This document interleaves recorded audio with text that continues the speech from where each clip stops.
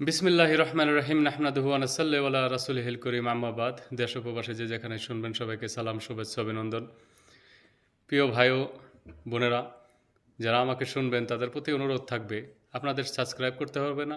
যদি দেশকে ভালোবাসেন, দেশের মানুষকে ভালোবাসেন তাহলে অবশ্যই শেয়ার করে সবাইকে শোনার সুযোগ করে দিবেন।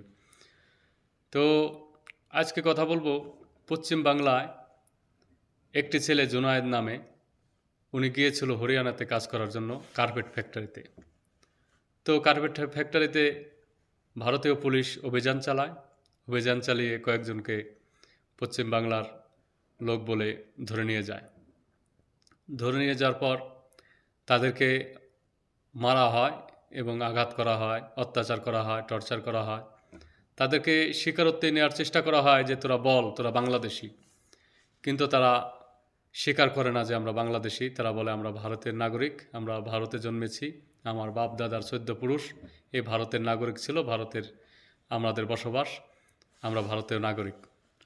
তো যখন হরিয়ানার পুলিশ হরিয়ানার পুলিশ যখন তাদের কাছ থেকে স্বীকারোক্তি আদায় করতে ব্যর্থ হয়, তখন জুনায়েদ নামে ওই মুসলমান ছেলেটাকে দু পাও বেঁধে উল্টা করে লটকে দেয় এবং নির্মম অত্যাচার করে তার পাওটা ভেঙে দেওয়া হয়। আজ আমি কলকাতার নিউজে দেখলাম। তো আসলে কি বলবো, এই ধরনের অত্যাচার অহরহ হচ্ছে সারা ভারতবর্ষে। তো এই ধরনের ঘটনা ঘটছে। তো ওনরা যদি বলে যে আমরা আমাদের বাড়ি পশ্চিম বাংলা, পশ্চিমবঙ্গে, তো তাদেরকে বলা হচ্ছে পশ্চিমবঙ্গ তো বাংলাদেশের অংশ, বঙ্গ তো বাংলাদেশ। তো আসলে এভাবে যদি চলতে থাকে, যেভাবে আমাদের দেশে পুশিং করা হচ্ছে, ভারতের আগ্রাসন শুরু হয়েছে, পানির আগ্রাসন, পুশিং, সীমান্ত হত্যা, বিভিন্নভাবে বাংলাদেশের বিরুদ্ধে অপপ্রচার চালানো হচ্ছে। আসলে আমাদের দেশের সরকার জানি না ঘুমিয়ে আছেন না কি করছেন, আসলে সেটা বলা মুশকিল।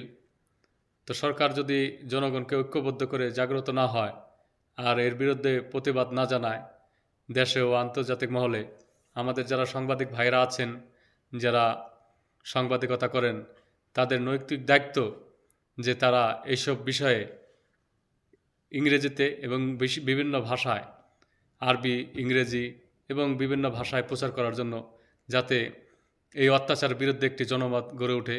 দেশ ও বিদেশে মানবতাকামী মানুষ যাতে জাগ্রত হয়ে ভারতের এই আগ্রাসনের বিরুদ্ধে ঐক্যবদ্ধ হয়ে এর বিরুদ্ধে একটা পদক্ষেপ নেয়, এই আশা করব। ও